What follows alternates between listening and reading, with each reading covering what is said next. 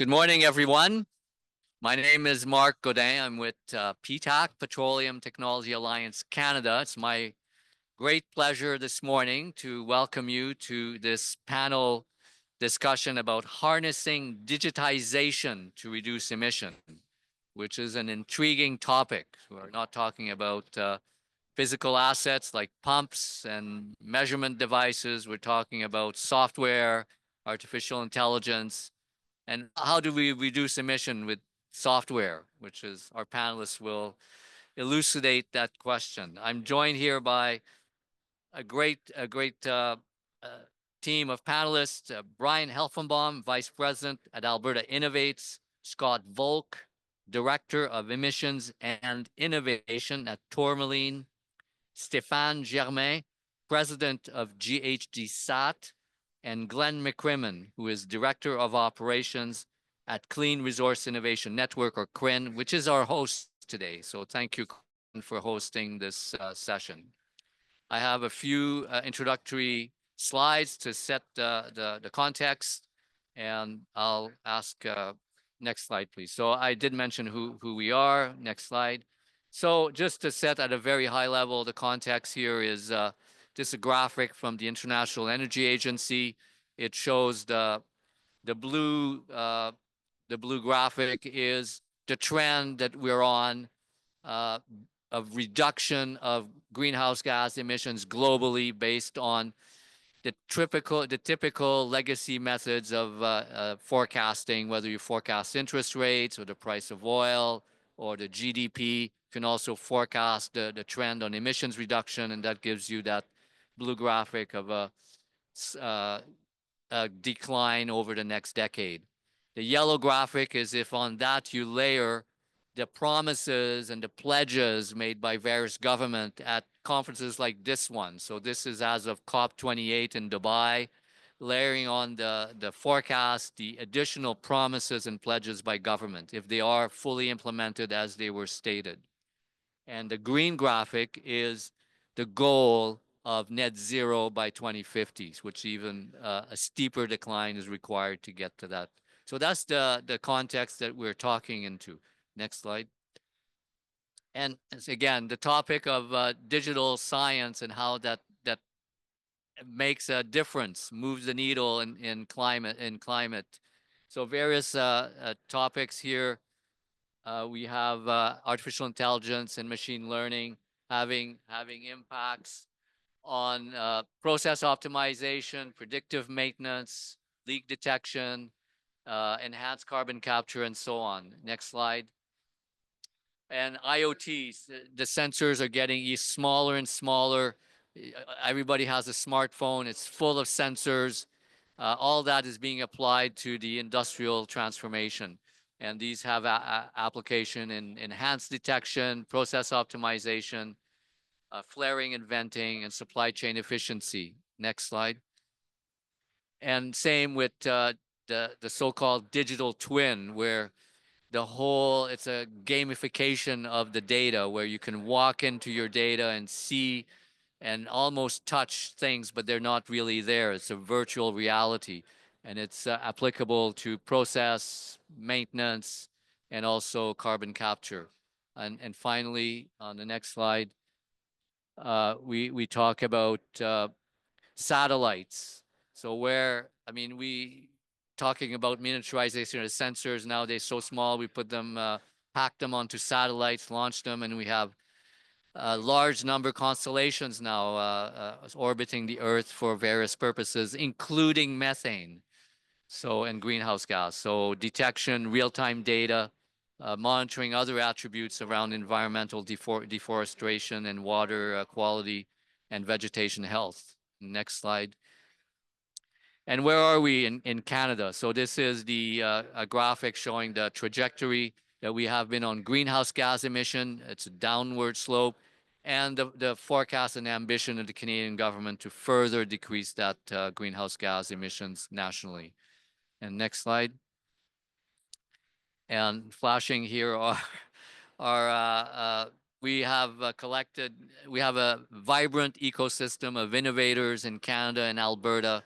These QR codes direct you to directories of Canadian and Albertan and other provinces, small and medium and sometimes large companies have over the last decades developed technologies that we'll talk about today to reduce emissions.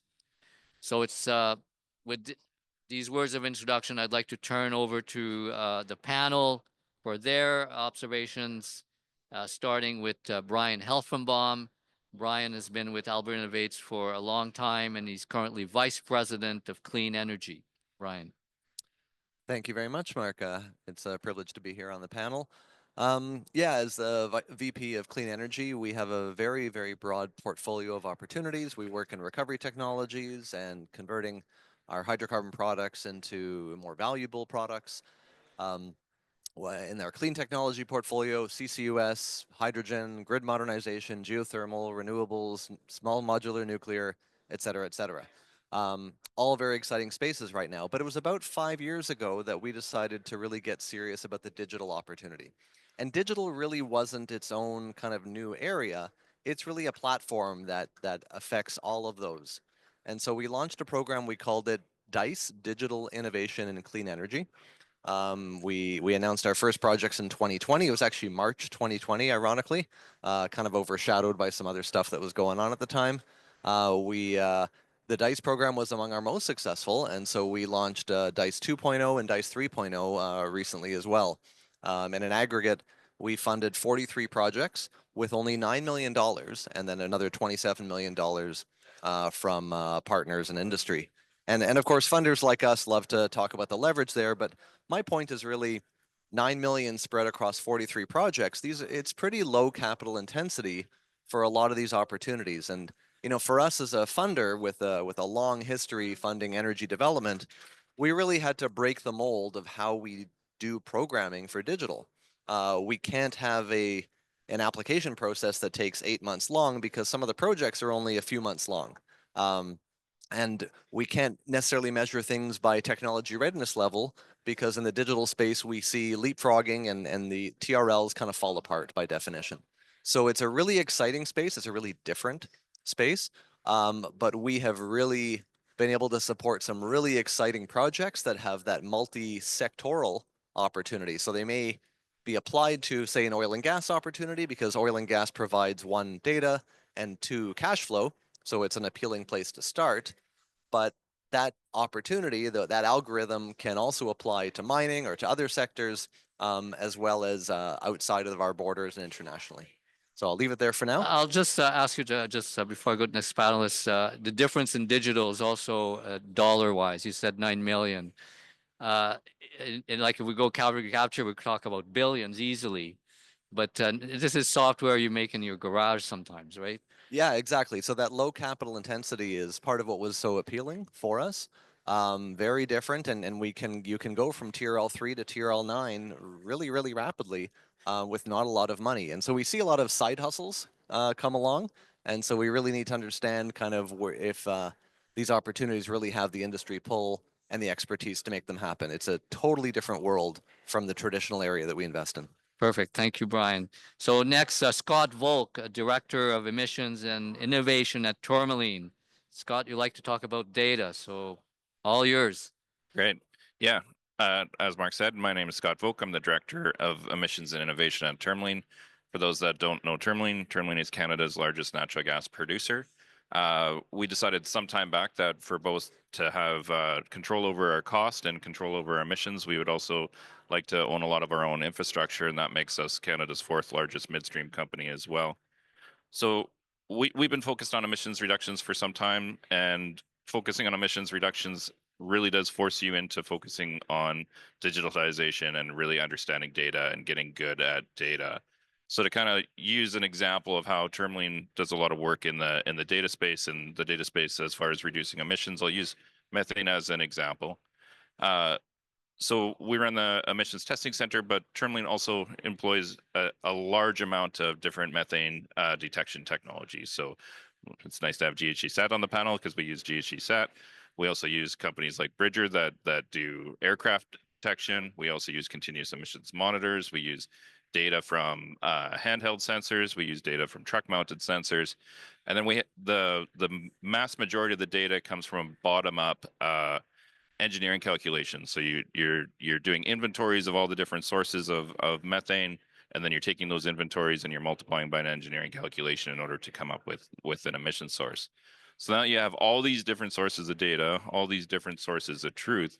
Then you need a system or some way to take all these data sources and make them usable and build proper business intelligence out of that data that you can action and go focus on. So what Tourmaline's done is we've kind of built our own business intelligence system. We kind of stole Bridger's trademark name. I guess we go Bridger BI internally. It doesn't really, it's just for us. So I guess we're probably not stealing a trademark. But in that software, we do some really interesting things. So we're able to bring all the different data sources into the same place. So that would be like the source detection from measurement, and then the bottom up calculations as well. We're able to rationalize them to each other at a site base, at a foreman base, at an area base, or at Tourmaline whole, and compare them. And not only can we do that now, but we can also put those plumes and that data in the hands of the operators. So when they're going to action and say, oh, okay, let's investigate what's happening here, they actually have it on their phone on a map with the actual emission rate and the plume and the source all there for them to look at as well. And we built that system so that it'll kick off on automated repair piece. So that way, when the operator gets it, it kicks off a action item. They have to go investigate that plume. Once they've investigated the plume and confirmed whether it's supposed to be there, whether it's not supposed to be there, where it's coming from, then they can close the action all in one system. So in this one system, we've kind of built this idea of rationalization of data and the actioning of data in order to make this all happen. I can tell you that was not an easy task. Those data sources are very, very different from each other, but we can get into that through the panel. Sounds awesome. So you take a whole whack of data all the way to a smartphone, and with that smartphone, you can order pizza and you can check your methane, right? Perfect. Yeah, you can do both those things. Awesome. All right. And then next, Stéphane Germain, president of GHGSat, and the eye in the sky, if you will. Yeah, thanks, Mark. So I'm Stéphane. I'm the CEO at GHGSat, and so we have a fleet of our own satellites. We have 12 in orbit now that monitor greenhouse gas emissions from industrial facilities around the world. And those satellites, well, are all about the data. They generate. We're now into petabytes of data being generated, and that's good, but it's not really the answer. So the data and a fire hose of data, I think, as Scott can attest to, can get overwhelming, and really what matters is what it means. How do you bring it together with other information to get to something actionable? So we work with our customers to, first of all, help translate the raw data from the satellite, which is in, archaic moles per meter squared, which means nothing to just about everybody, and translate that into concentrations, into emission rates, into geolocated sources, into attribution. So who are the likely owners and or operators of those sites, which then allows us to alert the operators directly and work with those operators in confidence to help them understand what we're seeing, validate what we've seen is real, which is not always obvious because there are a lot of intermittent emissions in oil and gas, for example. And I'm focusing on oil and gas, but we also see emissions from all kinds of other agriculture, municipal. Yeah, municipal waste, coal mining, Yes. and now CO2 as well. We just announced yesterday that we're also measuring carbon dioxide around the world. Awesome. So we released our first example of that yesterday. So, we see all these different sources, but I'll focus on oil and gas. So ultimately, it's how you add value to that fire hose of data. How do you use that to give a really powerful, actionable insight to operators and also to governments? Because governments at the end of the day want to know what's going on in their jurisdictions.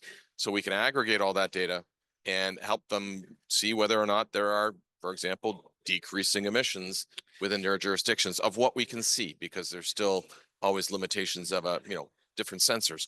Which brings me to another dimension, which we don't just use our own sensors.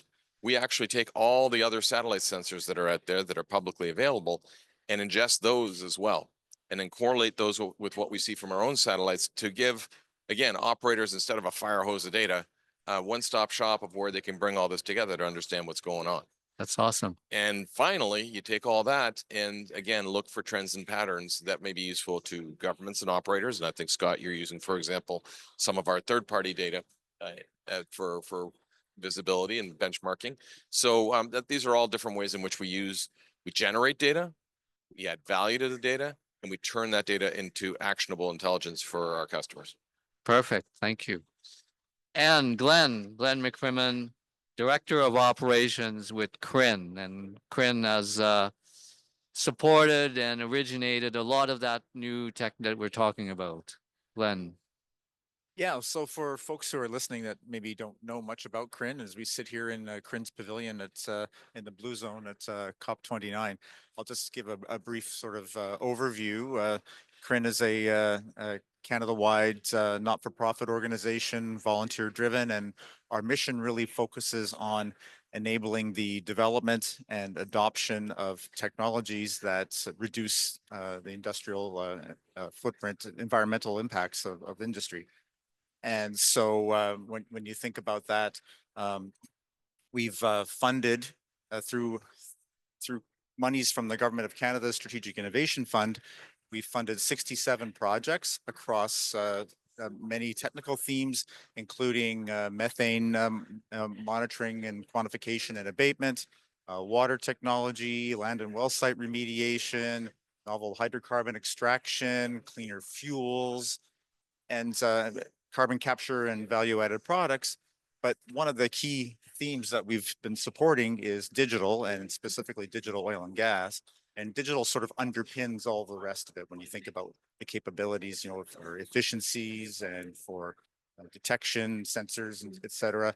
I think maybe as we go through the panel, I'll talk a bit more specifically about some of the technologies that we've been supporting at CRIN. But that's not everything that CRIN is about. Apart from supporting the development of technology through funding, we also support innovation and development and adoption of technologies through ecosystem development. And that's really the network side of things, the network of networks, bringing people together, breaking down those silos so that innovation can occur. And events like what we're hosting here this week fit right into that side of things. So I think with that, we can go. And like this map just behind me. Right, showing the innovation ecosystem. You deconvoluted the whole innovation system for all of us. And I hope that helps people see that it's very complex. But when you actually get after it, you can find what you're looking for. And the whole purpose of this is to help you simplify your navigation of the innovation. So that's part of building the ecosystem and facilitating. So reflecting on the comments that you had at the opening, I heard a lot of the fire hose of data, terabytes, and then applying these analytics and data management tools so that we don't drown in this fire hose of data to get to actionable. What about learning from the data, the machine learning and the artificial intelligence? Is there like Brian in the projects you funded, is that something that resonated with the program around learning and machine learning? Yeah, so it was actually really interesting. The end uses, as we went through the DICE 1, 2, 3 programs, stayed about equally as diverse. We were funding projects in oil and gas and in methane emissions reduction and hydrogen and CCS and battery development, electrification. Really diverse, really great. But the technologies themselves, we saw a progression. In DICE 1, we saw some really cool stuff in drones, UAVs, virtual reality, augmented reality, digital twins, really cool tech, but at the periphery, I would say, of the operations, sensors, so important components, but they were not core to the operations. And then as we moved towards DICE 3, we saw, a coalescing completely towards AI ML. And I think there's two things going on there. Obviously, we are seeing in real time the progression of artificial intelligence and, the power being unleashed right now. But secondly, there's a comfort that wasn't there. So just a few years ago, operators were kind of digital curious, but they weren't really willing to let algorithms into the heart of their operations. They were still keeping control there, but they were kind of playing with the digital twins and kind of enhancing some value at the periphery.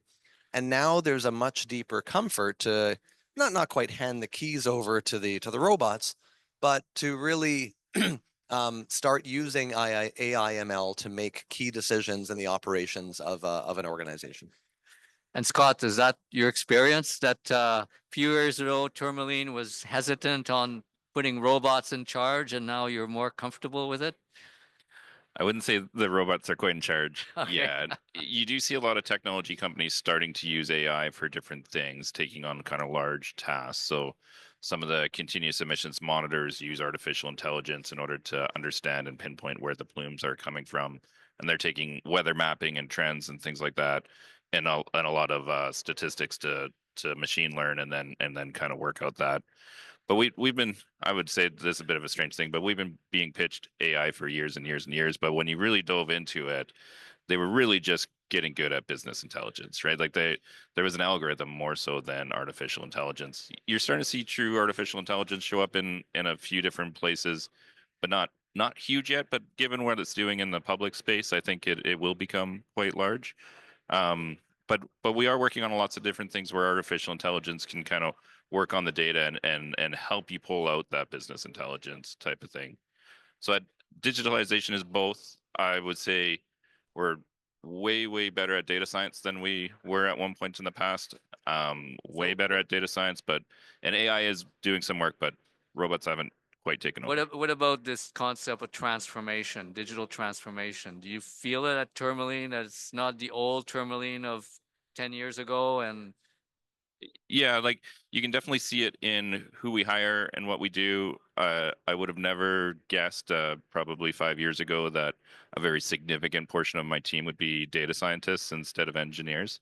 But now you really do need to have some really solid data scientists on your team in order to be able to write all the code, which I'm glad I have a team because I'm not writing code myself. But yeah, now our team inside Tourmaline is writing code in order to expedite and bring data to life so that it's in a way that we can action it and use it in emissions performance. awesome. And Stefan, what's your experience on writing codes? And We write a lot of code. you write a lot of code. Okay. But so let me maybe talk to machine learning and AI in sort of three different ways. So first, it's how can we use machine learning internally to optimize our own workflows? Because again, we're getting this fire hose of data down from our satellites, can't afford to have human eyeballs looking at every single pixel. So there has to be some way to parse through all that efficiently. And we do that. So we've built machine learning models that help that assist the operators, assist our scientists in finding what look like detections. And then we still have a human validation step at the final part of our workflow because we never want to deliver a false positive to our customers, right? So that's really important for credibility.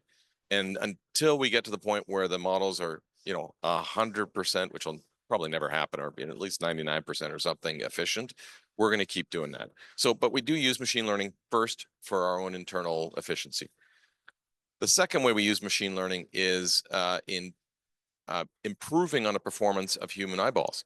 So human eyeballs, like it or not, are going to get used to seeing, after you look at a whole bunch of plumes from space, you kind of get used to a pattern. Even these things, they're wiggly squiggly things that look different in every environment. Still, a plume, you kind of know what might emit a plume, and yet, like it or not, the human brain's going to look for patterns and keep looking for that same sort of thing.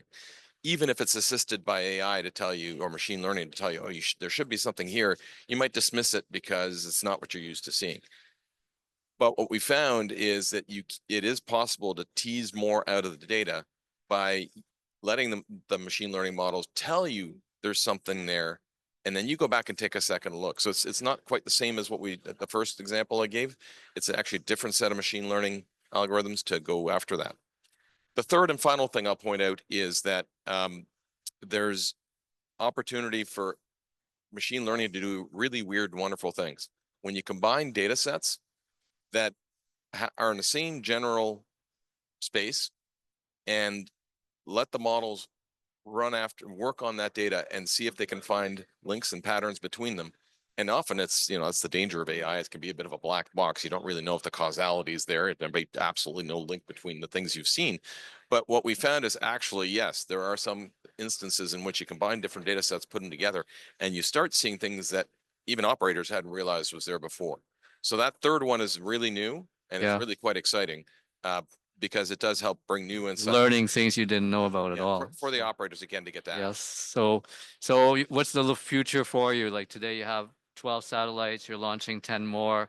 Maybe 10 years you'll have 1,000 satellites, and that's way too big for human operators. You're going to have a lot of robots looking at all those things. Yeah, well, let's get away from the number of satellites. What's more important is that we get to coverage of every single major industrial source of methane and CO2 in the world on a near daily basis. That's what we're trying to do. And that data set combined with third-party data sets to really get a complete view of emissions worldwide. First, to the detection threshold we can achieve with our satellites, but then also below that using other types of information so that we can really help get away from estimates and get to reality worldwide, and not just, like I said, not just for oil and gas, obviously, but for me, every industrial source. And with that, you really start enabling a whole different way of looking at emissions. Perfect. So yeah, it's going to get bigger and smarter. Yes. Oh yeah.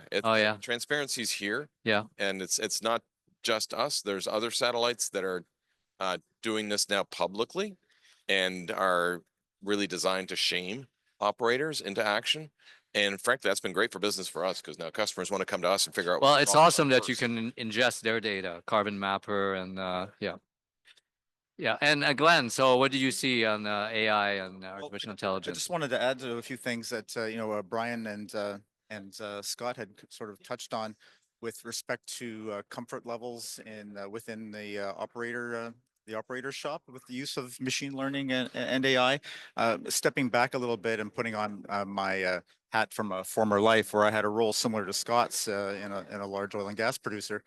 One of the things that we were looking at was the application of machine learning for steam allocation in a SAGD thermal heavy oil operation. And what was really interesting was once you got the engineers in the room with the data scientists and they started talking to one another so that they could try to understand each other's language, and then looking at the data, because just enormous amounts of data that come from these operations at various different aspects. But you start to see unexpected correlations and that the engineers couldn't understand. But what was really cool about that interaction with the data scientists was that they could work together to say, well, why would, turning that knob have this impact that is unexpected or whatever. And so there was these mutual learnings that came out. So not only did you end up at the end of the day, improving the efficiency of the operation, using less water, producing more oil and all that, but there were some good learnings from that interaction and through the whole process of that application of machine. So the value is you make the whole system smarter, but at the same time you have tangible positive outcomes. Yeah, and so those successes start to make people feel more comfortable with applying, these data and analytic techniques in other places. Yeah, we saw that exact same thing. That's why we've had to move data scientists out of being in an IT function and move them into being directly inside the team function. You do need the data scientists to be directly part of your team so that you can get those learnings and those interactions and everyone working together right as a team. So even though me managing data scientists, I'm not the expert in that space, but they need to be interacting with the team and they need to be working with the team so you can get really huge value out of the data as the emissions experts and the IT experts are working together all in one. So we did see we had to move that out of an IT role functional unit and bring it right into the team so that you could get that just communication that's happening every day, all day in the hallway and that's an important learning there. And just before we move on to other topic, this aspect of the workforce adaptation or retraining or transforming its skill set to this digital age. Do you see also the need to add that skill set of coding or understanding data to legacy engineers and scientists? Yeah, somewhat to legacy, but I think the kind of engineer of the future is a data scientist. Like the engineer of the future that we're raising today, that's just how they grew up and that's how they work. They would way sooner write a Python code than do a copy and paste in Excel like that. Just to move like data into Excel, the new age engineer is using code to do that and not copy and paste. So you definitely see the workforce changing a ton, but it's for a good thing. And I think the engineers of the future are going to significantly be embracing data science all at the And you same need time. to merge both, right? You need an engineer or a technician to understand what a pump is and physically what it does and its safety and but not just virtually in reality, right? So Yeah, it's evolving very, very quickly, and it's definitely exciting. so is that the same thing you saw, Glenn, in your experience? Yeah, no, exactly the same. In fact, we had a program ongoing to, we called it Teaching the Fish, but it was a machine learning education program for any of the staff across the company to sign up for, so that we could encourage that. So for the legacy engineers, they could pick up those tools. So it wasn't just the new graduates. So just switching gears here, just throwing out this, everybody, when we talk about digitization, digital science, the cybersecurity topic comes up, right? And did you see that as, well, it's of course a threat, but do you see that as the technology that are being developed, do they incorporate that level of security? And Brian, the DICE programs, did that come up as a topic? So I'll say we didn't really see projects in cybersecurity per se, but I'd be remiss not to say that we're certainly observing a heightened frequency and brazenness when it comes to cybersecurity issues right now. Saskatchewan Research Council, Suncor, some others have gone through some very significant cyber attacks that really limited their capabilities for a while. So it's definitely becoming a lot more common. It's a major issue. We're not seeing a lot of tech development come through our shop per se, but there's certainly a lot going on in that space. Does it slow down the adoption? Yes, to an extent. Yeah. I think the genie's out of the bottle. I think digital tools are going to be deployed, but the speed and pace and comfort level, certainly the cybersecurity issue is a major problem. And how do you address that, Stefan, in your company? So cybersecurity is the number one corporate risk at GHGSat. Yeah. For a bunch of reasons. We operate satellites that can be perceived as a strategic asset. And so we've been visited by all the agencies that you can imagine. I see. Make sure that From various countries, what do you mean? Well, let's start with Canada. Okay. To make sure that we are maintaining the levels of cybersecurity that are appropriate for the infrastructure that we run. Okay. But not ironically, very interestingly, the closest thing we've had to an issue or an event was in dealing with our most paranoid customer, who insisted that we raise our cybersecurity game a couple of years ago, and they were the very first ones to have an incident that would have involved us. Okay. And so it got diffused immediately because we were all very careful. Yeah. But it wasn't the ones that were being less careful that were targeted for an issue. I The see. ones that are being more careful that were being targeted for an It's issue. interesting. So Yeah. no, we've gotten to the point now where, like I said, cybersecurity is number one corporate risk. We manage it accordingly, putting in place SOC 2 frameworks, for example, to make sure that our entire architecture is robust to cybersecurity. The running joke is there's two types of people in this world. There's those that have been hacked and those that they don't know they've been hacked.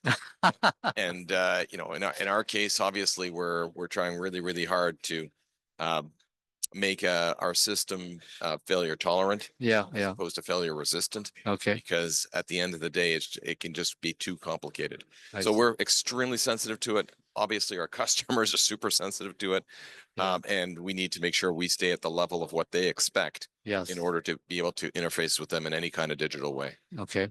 And Scott, the tourmaline must be a big effort. Yeah, we take it extremely seriously as well to protect the data, and mostly from being mostly from being hacked, I would say. But as you're working, like we do a lot of work with clean tech companies. A lot of those companies are software-based companies. At the NGF Emissions Testing Center, we do work with a lot of software companies, but we can de-risk that and still develop software kind of in a number of different ways. So we can kind of give them a data set sample that they can work on and develop the software outside with really low risk data for the most part. But now you also see a lot of these companies that are moving to cloud based kind of off the get go, and they're using kind of systems that have a little bit more security to kind of start with as well. So you're seeing a lot more cloud based data systems, a lot more cloud based interactions. Those are much easier for our security people to go through and understand because they're going to common data sources that have common protections, and our IT can say, yeah, we understand it, we know what's in place, we need these few more things, and then it's going to be quite workable. So it is still something that we're still moving innovation at a pretty reasonable progress, and it hasn't quite stopped, but it is definitely a barrier or filter that has to come in at some point in time in the innovation process where people need to understand. So really early on, when you're just innovating and working and trying and failing and things like that, I think we can de-risk that early on, and then at some point in time you need to get pretty sophisticated. But luckily cloud-based systems have made that significantly Particularly when you easier. go to real time, right? So they need direct access to your system and your data in real time to demonstrate the value. Yeah, and it's interesting how things are working now, where you can have APIs that are moving data all over the place, and ownership of the data can be in different places, and you can still interact with each other without necessarily having complete ownership of the data. And if I could just emphasize that this cloud-based approaches you're talking about are absolutely central to a lot of what we're seeing as well. And Corinne, have you seen projects in improving the reliability, safety of the data? Yeah, good question. Like for us, like, so none of the projects that we're currently supporting are specifically focused on cybersecurity, although they all need to be secure. I was just gonna say, like, from the perspective of a small operated not-for-profit organization, our biggest exposure is on the financial side. We're the middleman of $100 million of public funding between ourselves and small organizations. And so for us, very stringent banking and transfer protocols. The institution that we use is very I'll just say very on top of that, and also very strict financial controls in terms of how we cover everything. And we go with the third party support for things like securing our online cloud-based data storage and whatnot, and our mail security. Thank you. So moving on to the topic I alluded at the beginning is how we describe a lot of this cool technology, analytics, data, artificial intelligence. How does that reduce emissions? Give us a sense of how you see the path or the evidence that we put AI, we put data, science, and yet we have reduced emissions. Like, give us some tangible examples of this having happened. And maybe start with you, Brian, if you've seen projects that say we will deliver greenhouse gas emission with this software. Yeah, there's a breathtaking number of examples, and it's pretty cool tech. I mean, everything from digital twins that allow you to do scenario planning for, implementation of different methane reduction technologies to figure out what makes sense.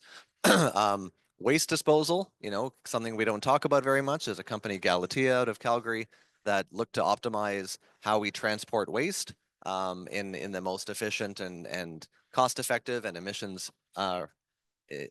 least emissions intensive way.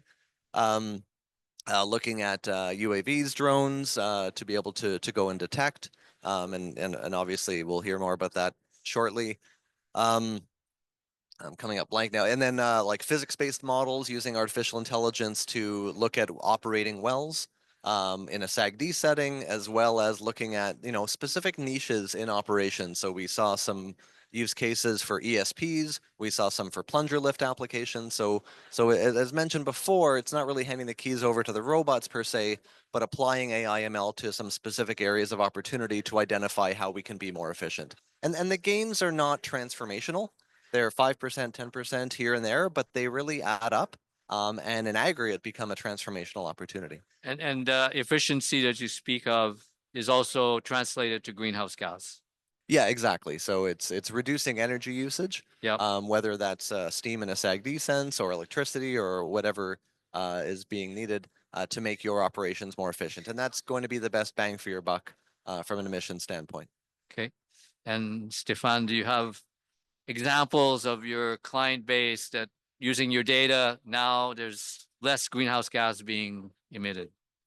Yeah, so if we look at 2023 as an example, we enabled over 6 million tons of carbon dioxide equivalent Awesome. being mitigated. So that's like 1.5 million cars off the road for a year.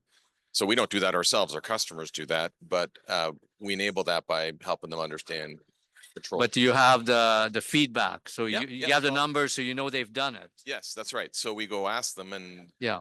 not all of them tell us, but enough do that I can give you that kind of number. Or you could revisit and see that it's changed. Yeah. So, but I can tell you, well, that would be too easy. Oh, You know, if there's intermittent emissions, for example, okay. Okay. just because it's not there anymore doesn't mean we help them fix it. Okay. But you know, I'll give you an example where AI and ML can help on a lot of things. I talked about detection thresholds. If you see smaller leaks, you can act on those. But one of the things we work on a lot is speed of delivery of data. And if you think about that, we're going from a satellite that's 500 kilometers in orbit, transiting through, communications down to ground stations, through the internet to us, through cloud models to process petabytes of data to get to, there's the plume. So it's not necessarily obvious, but now we've got that down to a few hours. Wow. So the example I can give you, just, and I've mentioned this yesterday, but it's a very colorful example. We were training a group in a Central Asian country. It was a capacity building effort that we do with one of our partners, Carbon Limits, and we arranged such that the satellites would be going overhead, or a satellite, one of our satellites would be going overhead at the time when the training session was being done, and literally within a few hours or during the training session, we were able to get the data to them about 4 leaks that were within a proximity of the facility where they're being trained. And that enabled them to go out in the field and actually fix 2 of them immediately, have one that was partially fixed, and then the other one required capital investment, so they couldn't fix it right away. So, that is a practical output of the speed we can get data into people's hands because of the use of machine learning. And it's the proof that it works, right? Absolutely. It's Yeah. there. Yeah. That's very powerful for the operators that got the data and saw that happen. I mean, there's nothing like a win like that to make everybody go, wow, I get it. Exactly. Exactly. And Scott, Yeah. how do you reduce emissions with all this fire hose of data and analytics? Well, it's very rare that the data itself reduces emissions. I can think about one circumstance, and I had to think pretty hard to find it. But there is sometimes when you can use machine learning or data right on a site. It's usually when in order to improve a chemical reaction, and then that device itself can actually be that much better on emissions because the chemical reaction is more complete. So things like in engines and things like that, where you have chemical reactions where data or the machine learning algorithm itself can actually reduce emissions. And then besides that, you have to have the data tell human beings what to do, and it has to tell them what to do in a smart way. So when you're doing that, now it's all about how do you analyze the data? How do you make sense of the data? How do you use all the tools available to you in order to make it jump off the page as to what you should action and in what order you should action those things? And then how do you eliminate extreme amounts of false positives? Like that, definitely something in the methane space is false positives can overwhelm you. Once you get to thousands and thousands of false positives, those people that you had to send out there, they stop Don't being trust you. as helpful as they were at one point in time. They're not from us, though. No, not from you. So to go along with that, like I think we're kind of getting to the point where that's what it's really all about, is that you take that data and get in a form where you can intelligently articulate to a human what to go do and exactly how to go do it. And the speed. So instead of monthly report, it's hourly or by the minute. Yeah, and I think we probably, in some circumstances, go significantly overboard on data frequency and things like that. Like we'll have 60 hertz data in order to tell a person yes or no to go do something. It's like almost every day that's happening, that you have that type of data set to just give a yes or no answer, that type of thing. But yeah, it's super fast now. That and that's the thing. You're taking data and making intelligence out of it at a speed that we weren't able to do before. Awesome. And Glenn, do you see on your funded projects direct line of sight to greenhouse gas? Well, yeah, absolutely. I think, and as the guys alluded to, obviously, monitoring and detection is sort of the first step, right? It's the key to understand what's going on. So, there's companies in our portfolio like Cube and Cuba, that are there in that detection space. We've got uh, emissions management systems that are digital. That's the sort of the next step. You got like the aerolytics or the sensor up type of operations that help operators piece together all these multitude of data sources and data types, sort of like what you were talking about, Stefan. Then you can get off to when you think about even in the digital twin space, and you're thinking about efficiencies, right, in terms of operations. Um, those efficiencies can lead directly to reductions in emissions. And I didn't really get into either, but companies like so Virum, for example, is a Digital twin. digital twin company. And I think of like what VL Energy is doing with regards to predictive analytics. And So the interesting to me is when you mention all those names, you don't say Microsoft, Apple, Amazon. These are all homegrown Canadians. These are small startups that you have very, very smart people working with them. I mean, and we even have a project with Air Market looking at use of drones beyond visual line of sight to look at pipeline and well site inspections as well. Yeah, there's a long. So the Canadian ecosystem is strong from your point of view, Absolutely. and like Stefan's company. Absolutely. I will point out though that from a Microsoft and a Amazon and Google point of view, methane remains a niche to them, right? Okay. Compared to the other things they do. Yeah. It's certainly not a niche to the people on the stage here, Yes, but it's very much a niche for them. Yeah, they're chasing the consumer markets, and yeah. Brian, you want to add something? Yeah, I guess to put a different spin on it. I mean, I think it's a really exciting time. We are seeing not just pilots, but these are companies that have gone commercial. We're seeing real methane emissions reduction, and CO2, just emissions reduction. And it's just the tip of the iceberg for just what that potential is. So I am thoroughly drinking the Kool-Aid on the digital opportunity. However, we'd be remiss not to acknowledge that there's another side to the coin here, which is the growth trajectory of data centers and AI facilities and crypto, and so if there's one thing that keeps me up at night, it's that right now. We'll see how that actually plays out, but the projections are very alarming. We'll see where they are. We'll see how they're powered. But there is a cost that can feel a bit invisible sometimes to some of these digital technologies. So just want to make sure. So just to elaborate a bit, so you're saying the energy consumption of the AI and machine learning is tremendous. In aggregate, yes. Yes. I still think it's a win. Yes. Obviously, AI ML is being used for a multitude of applications that don't necessarily relate to emissions reduction.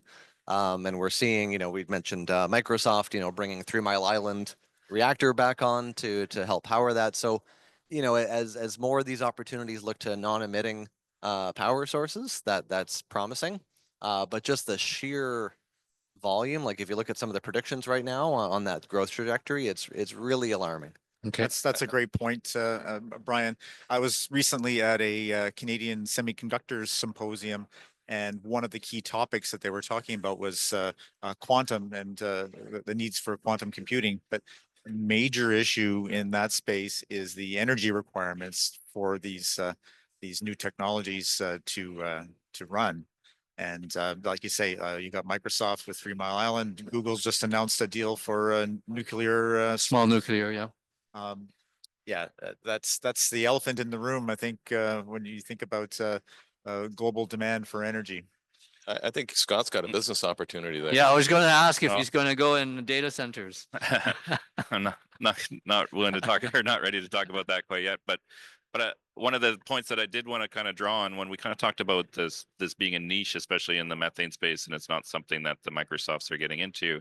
And Glenn, you're mentioning all the examples like SensorUp and Aerolytics and Kuva and Cube, and I think it's so interesting because like we're working with all of those companies, and that's one of the most incredible things about Alberta is that we have a challenge to go take on, and we go work on it together as a large ecosystem. So for example, we kind of talked about our Bridger BI, and like we've shared our Bridger BI with both Aerolytics and SensorUp and said, go beat us.